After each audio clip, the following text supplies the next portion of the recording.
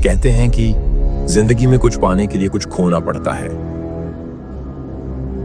लेकिन सवाल यह है कि क्या हम त्याग करने की हिम्मत रखते हैं। आज की कहानी हमें यही सिखाती है कि जब आप अपनी इच्छाओं से ऊपर उठकर दूसरों के लिए सोचते हैं, तो जिंदगी आपको बदले में वो देती है जिसकी आप कभी कल्पना भी नहीं कर सकते। नमस्कार दोस्तों, स्वागत है आपका प्राचीन कहानियों के इस मंच पर। आज मैं आपके लिए एक ऐसी प्रेरक और रोमांचक कहानी लेकर आया हूं जो त्याग, कर्म और सच्चे सुख का गहरा संदेश देती है। ये कहानी आपको बताएगी कि कैसे दूसरों की भलाई के लिए किए गए छोटे छोटे बलिदान आपकी जिंदगी को नई ऊंचाइयों पर ले जा सकते हैं। लेकिन दोस्तों, इस दिल को छू लेने वाली कहानी को शुरू करने से पहले मेरा आपसे एक विनम्र निवेदन है। अगर आपको ये कहानी पसंद आए तो कमेंट में नमो बुद्धाय जरूर लिखें और चैनल को सब्सक्राइब भी करें। आपका प्यार और समर्थन ही हमें प्रेरित करता है ऐसी अनमोल कहानियां आप तक लाने के लिए। तो चलिए शुरू करते हैं। एक गांव में एक बेहद गरीब आदमी रहता था। उसकी हालत इतनी खराब थी कि वह हर रोज यही सोचता रहता, आखिर मेरी जिंदगी कब बदलेगी, यह गरीबी कब खत्म होगी। उसकी उम्मीदें टूटने लगी थीं, लेकिन तभी उसे खबर मिली कि पड़ोसी गांव में एक बाबा आए हैं जो हर किसी के सवाल का जवाब देते हैं। आदमी ने सोचा, शायद मेरे सवाल का जवाब भी वहां मिल जाए।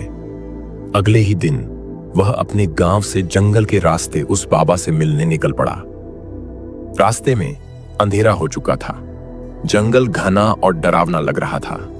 अचानक उसे एक बहुत बड़ा और शानदार घर दिखा।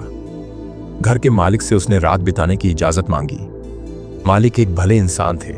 उन्होंने कहा, ठीक है, तुम यहां आराम से रात बिता सकते हो।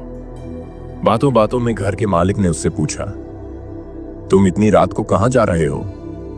आदमी ने बताया, मैं उस बाबा से अपने सवाल का जवाब पूछने जा रहा हूं। यह सुनकर घर के मालिक ने कहा, तो एक काम करना, मेरे लिए भी एक सवाल पूछ लेना। मेरी बेटी 20 साल की हो चुकी है, लेकिन वह गूंगी है।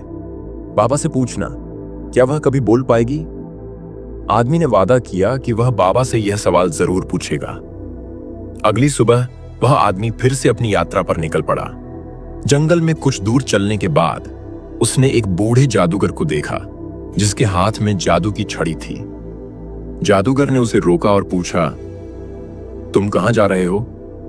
आदमी ने ईमानदारी से जवाब दिया, मैं उस बाबा से अपने सवाल का जवाब पूछने जा रहा हूं। जादूगर ने आदमी से कहा, जब तुम बाबा से मिलो तो मेरी भी एक बात पूछ लेना, मैं स्वर्ग कब जाऊंगा?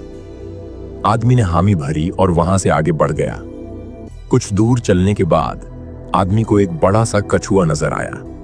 वो कछुआ पानी के पास बैठा था और कुछ अजीब हरकतें कर रहा था, जैसे वो ड्रैगन बनने की कोशिश कर रहा हो।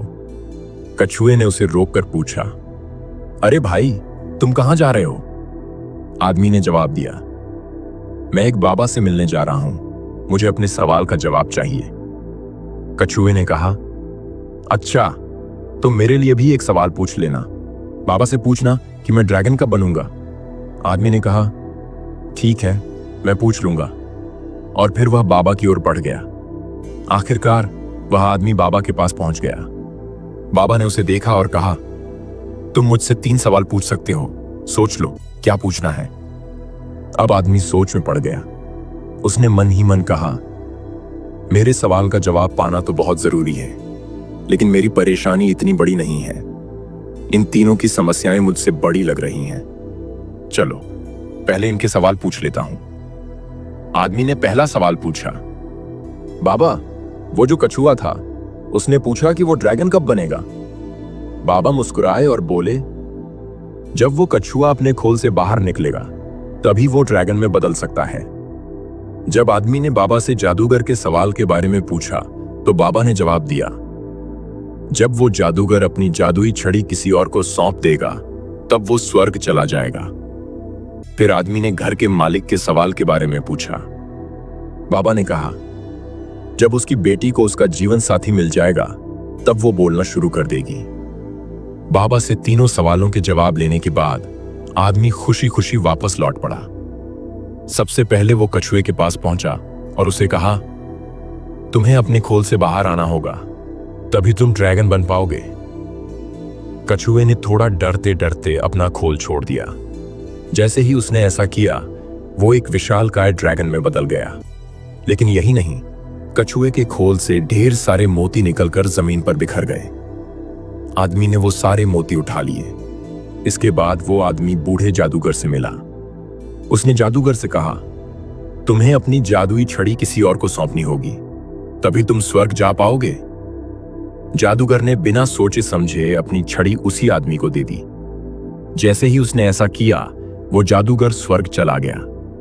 आखिर में वो आदमी उस आलीशान घर के मालिक के पास पहुंचा। उसने बताया, तुम्हारी बेटी तब बोलेगी जब उसे उसका जीवन साथी मिलेगा।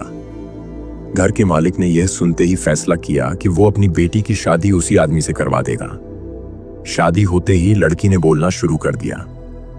दोस्तों, उसने अपनी यात्रा इसलिए शुरू की थी कि वो अपनी गरीबी का हल जान सके, लेकिन उसने अपना सवाल त्याग दिया और दूसरों के सवालों का जवाब जानने में अपनी पूरी कोशिश लगा दी।